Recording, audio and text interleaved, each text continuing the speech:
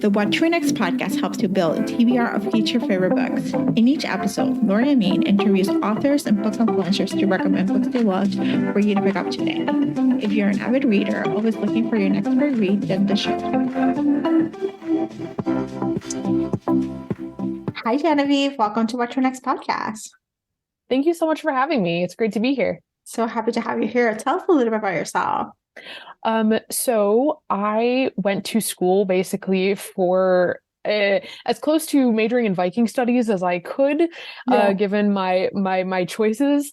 And then I decided to start kind of writing in that area as I was studying it, writing fiction. And then I wrote The Witch's Heart actually the year that I started studying Viking studies. The Witch's Heart is my debut novel that I sat on for 7 years before I tried to get it published. And now it's a national bestseller and it's been translated into I think a dozen languages. So it's kind of crazy. All right. So what led you to get to start studying Vikings? A fun fact about me is that I went to school in Puerto Rico, my high school in Puerto Rico, my 12 years, I went to the same school, and our mascot were the Vikings, so that's awesome. That's been my only interaction with the Vikings, know, So, but I'm curious, what led you to be fascinated with this time period, group of people? It kind of started because my grandfather actually was from Sweden, and when I was in college I got a chance to study Swedish. This was during the recession, and I ended up getting a scholarship to go study abroad in Sweden. Otherwise I never would have been able to afford it because it's really expensive. And so while I was there, I was like, there's a rune stone. I don't know what this is. I don't know what any of this stuff is. But while I was there, I decided to just major in Scandinavian studies, minor in Scandinavian studies. And basically the only courses that were available when I got back to the States was one in Old Norse that semester. And I was like, I'll take that. Why not? And that ended up being the rabbit hole. That was my my introduction to all this stuff, was actually through translating some of the stories from the original language, and just some of the quirks of the language and the stories just really drew me to them. So that's really how it started. And then after that, I really wanted to go to graduate school for Viking studies. So I got into my dream graduate program at the University of Iceland, and then I couldn't go because they don't really offer financial aid. Foreign institutions don't really have financial aid because school is basically free. But I couldn't afford to live abroad for however many years. So I ended up just joining a Viking reenactment group, and I've been doing that for almost a decade. Okay, so talk to us about Viking reenactment group. What does that look like? So I say reenactment, it's more like living history, right? So our group, we're really trying to explore the ways that people lived back then, try to recreate some of their crafts and their ways of life and stuff. And so I do a lot of fiber arts crafts, tablet weaving. I'm trying to do this craft called null binding, which is basically you have a loop around your thumb and you just make loops infinitely, and I'm not very good at it. But I'm trying. But just those kinds of skills that people used to have are very interesting to me. That's fascinating. And so how you got this, gone down the rabbit hole and then wrote this book and put it on the drawer, I'm assuming, for quite some time. So what led you to get it out of the drawer and be like, hey, let me put myself out there? So basically, I wrote The Witch's Heart, the first draft, in 2011 for NaNoWriMo. I don't know if you're familiar. It's National Novel Writing Month. For listeners who don't know, 50,000 words in a month. The Witch's Heart, the first draft ended up being 72,000. It was a lot. I wrote it in 3 weeks. And I kept it in a drawer because it was really close to my heart. And I also didn't know if anybody would go for this book about this witch who's just sitting in the woods for most of the book, exiled from the gods, just doing her own thing. And so in the meantime, I tried to get 2 other books that I'd written published that are now shelved and are never going to see the light of day. But then a funny little thing happened in 2018, which is that Circe by Madeline Miller came out, a book about a witch who lives on her own in exile and is just kind of doing her own thing. And I was like, okay, so maybe there's a market for that after all. So after 5 years of trying to find an agent, I finally with the other books, I finally started querying The Witch's Heart, and I had an agent within like 2 weeks, and I had a book deal within like 6 months. So Was it's like it all just happened so fast after so many years of trying. So yeah, it was really one of those things where it was just the right time. so was The Witch's Heart the first book that you completed, or was it, or did you have a couple of books beforehand? You triple travel, or Um, at the time, it was the third book I had completed. okay. Um, but the first two were like part of a series, and then Mhm. I wrote The Witch's Heart, and then I wrote like the first two books in the next series that I was going to write. And Yeah. both of them were contemporary. One of them had to do with vampires, the other one had to do with Valkyries. If I were ever to pick those up again, they would need a ton of work. Yeah. And so I just don't think that No. that's something that's ever going to happen. So, with The Witch's Heart, like I kind of found Yeah, you found what a I'm. niche. You Yeah, found a niche. exactly. You found a Yeah. market. And like I love the timing also. Like, we got Cersei, like Hmm. obviously it came out of nowhere. It feels like it came out of nowhere, but there was a market Right. already, with Sonic Achilles and all these different things. And so Yes. I think you were like, you had the right thing at the right time. You just had to Right. sit with it because it probably wouldn't have Yes. sold in 2011. Yeah. And they might just be like, there's Exactly. no market. And then like, Exactly. you know, People don't realize sometimes like so much of publishing is luck too. yeah. And my first agent, the one who like I first worked with and who got me like my first book deal with Penguin and stuff, like like she was a newer agent too. So she Mhm. like I got her attention right away, like at the right time. So like who knows, like maybe I'd still be querying The Witch's Heart Yeah. if nobody had picked it up because again, like I queried the other two for 5 years. Yeah. So it really was the timing was just there and I got very, very lucky. Thank you for sharing this process because I feel like a Yeah, lot of people have like this idea like you write a book, you get an agent, book right. goes to auction, you make a ton of money, and then Right. you and then you just like and then Yes. you just like publish a book in a year Hmm. and then it's just fine. And it's like Yeah. it's not it's first of all, it doesn't take it takes years. It's not Yes. 1 year or Yes. a couple months, it's not Right. linear. There's multiple attempts, there's multiple books in the shelf, Yes. Um, Exactly. that gets you. So you just never know. And it's a lot of it's luck too. Oh yeah. Yes, absolutely. So let's talk about the Weaver and the Witch Queen. What is the elevator pitch? So the elevator pitch is that it is a reimagining of the origin story of Gunhild, Mother of Kings, who is let's say, infamous Viking age queen of Norway. She was married to Eric Bloodaxe, who was the second king of Norway after his father, Harold Finehair, unified the country in like the 870s, 880s, we think. So it takes place in early 9th century Norway, and it's about, or sorry, 10th century Norway, the 900s. I was like, my brain like just doesn't keep track. Like I know what I'm supposed to say, and it just comes out different. Okay, so the early 900s, early 10th century Norway.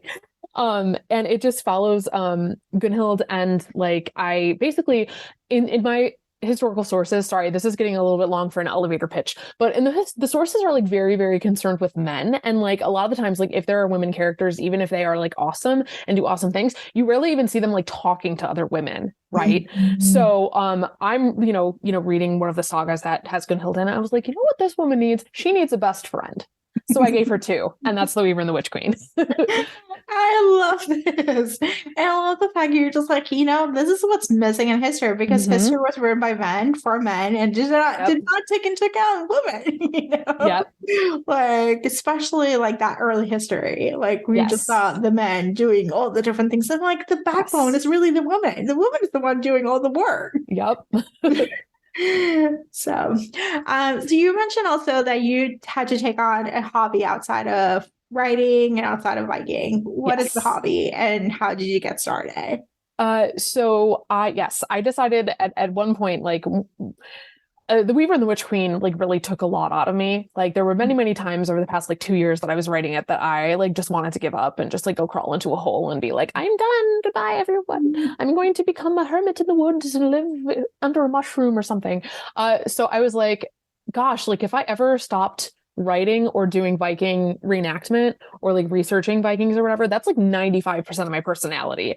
I would have nothing. I need something else. So I decided to take up knitting. Just like because I have one of those brains where like even if I'm sitting watching TV, I'm like, I gotta be doing something. I gotta be doing something. Like I feel like, oh, I'm not being productive right now. So I have to like so knitting was basically like I needed to do something with my hands that I could be like, yes, I just watched like 10 episodes of Community and I have like half of a mitten or whatever, you know. So it's a win-win. So what kind of projects have you done? Have you done sweaters, socks, like, So I started off with like making baby hats because I took a class where we made baby hats and like dishcloths and stuff. And now I am working on like my second sweater. So I hope to just get better and better and like work on more challenging patterns as I go. Yeah. This is exciting. I love this. Yeah. I know. I feel the pain. I usually like my problem is like my attention span, thanks to social media and thanks to all the distractions, it's so limited that it's like what gets me out of it. And so I know I needed like an outside thing. I think I did a knitting class a couple years ago because my therapist was like, "You're too anxious. Like, do knitting." You know? Literally me. Knitting hobby, you know? Yes. And I was like, it worked for a little bit, and then it stopped working for me. Like it was just like you know, it's some people if it falls into it and they go guns hose or patterns and stuff like that. For me, it's I think I stumble upon podcasting. Yes. So, but yeah, I love this. I love the fact you have like another outside hobby that's not related to work or, you know, right. or studying. Yeah. And I really hope I don't think I'm going to burn out on this one. It's been like 2 years since I started. So like, that's a pretty good track record for me, at least. Yeah. I was very recently diagnosed with ADHD finally. Yeah. And so like, I have so many, like if I like panned my camera for you to like see the rest of my like craft area, it's just like, here's all your hobbies. So like the fact that fixation. Yes. So for me, knitting is it right now. I also have like started doing audiobooks too, because I'm like, I want to read and knit at the same time. But I also don't have really good listening comprehension, honestly. So I have to like be doing a part of my knitting that like isn't super challenging so I could pay attention to the audiobook. Otherwise I'll be rewinding it like constantly. Yeah, I listen to audiobooks before going to bed because it quiets my mind, and I'm fine with not missing the story. I'm like, you know, whatever, it's fine. Yeah, like, but there are different times, but yeah, like it's audiobooks are like you can just. I'm like sometimes you just need like zone out, you know, and just enjoy. Yep. Speaking of audiobooks, speaking of books, actually, what kind of books do you tend to read? I read all across the board. I actually, when I lived in Iowa, I joined a book club at my local bookstore, Dog Eared Books, amazing store. And they had book clubs where like, basically they would have all kinds of stuff, like stuff that I would never have picked up on my own. Yeah. And like, I also like, I'm still doing their book subscription so that they're sending me books that I never would have like picked up on my own. Because I really like reading outside my own genre. I feel like there's no way to like innovate within your genre without reading outside it and seeing what else is going on. So yeah, I literally read everything. Like my TBR is just stacked with just all kinds of the off the wall, like murder mysteries and like nonfiction and like cozy fantasy, and it just a little bit of everything. So what has been the most surprising genre that you're like outside of genre, like give it a try and you're like, oh my gosh, I did not know. I did not think this will be my personality, but it's sort of become, you know, it's part of it, you know. Nordic crime noir. A few years ago I started reading Icelandic murder mysteries. Yeah. And then I was like, wow, this is dark. I love it. And then, you know, I download like authors' entire like backlists on Kindle, and like I'm just like because I don't know, like I never was into thrillers or like mysteries or anything, but something about like Nordic murder mysteries just like do it for me. I don't know. It was very surprising. The first one I downloaded, I was like, I'm not going to like this. Then I was like, okay, and the next one. That's amazing. I love this. Like, thank you for recommending a new genre for our listeners to pick up. Yes. So do you have any books to recommend our listeners to pick up? I will never shut up about Dark Water Daughter by H.M. Long. It's an arc, or I read an arc. It comes out July 11th. And it is a pirate fantasy, which like I never knew that I needed. Yeah. But it's just so good. The magic system is so unique. And I just devoured it, and I can't wait for the audiobook because even though I've not listened to like a ton of audiobooks, I knew both of the narrators from like other stuff that I'd listened to. Mhm. And I'm like super looking forward to listening to it on audiobook because it's easier for me to listen to audiobooks when I've already read the physical book. Mhm. So I'm super excited about that. Like if you like Pirates of the Caribbean, and the author Hannah just posted a TikTok recently that was like, if you like Commodore Norrington in the second movie, looking all grungy in Pirates of the Caribbean 2, you might enjoy this book and can confirm. Retweet. Oh my gosh, I'm bumping this book up for sure. I did not know that I needed pirate fantasy. Like you Right? gave me something that I'm like, I did not know I needed, but now you tell me, I'm like, oh yeah, I Yes. do need this. Yes. Tell us where you can find you online. So I am most active on Instagram at Jen Gornichec. That's Jen with a G. GenGornichec. I also have a Twitter and a Facebook account that are the same handle. I'm not super active on either of them. So like Instagram really is the best way to get a hold of me. I also have a website, GenevieveGornichec.com, and I have a contact form on there. So if you don't use social media and want to get a hold of me, the contact page on my website, it's a good way. Thank you, Genevieve, for being on the show. Of course, thank you. This was great. If you enjoyed this podcast, feel free to share with friends, subscribe, rate, and review the show. This is the easiest way to support the podcast. For a list of books mentioned and other book recommendations, please visit whattoreadnextblog.com. Thank you so much for listening and happy reading. If you enjoyed this podcast, feel free to share with friends, subscribe, rate, and review the show. This is the easiest way to support the podcast. For a list of books mentioned and other book recommendations, please visit whattoreadnextblog.com. Thank you so much for listening and happy reading.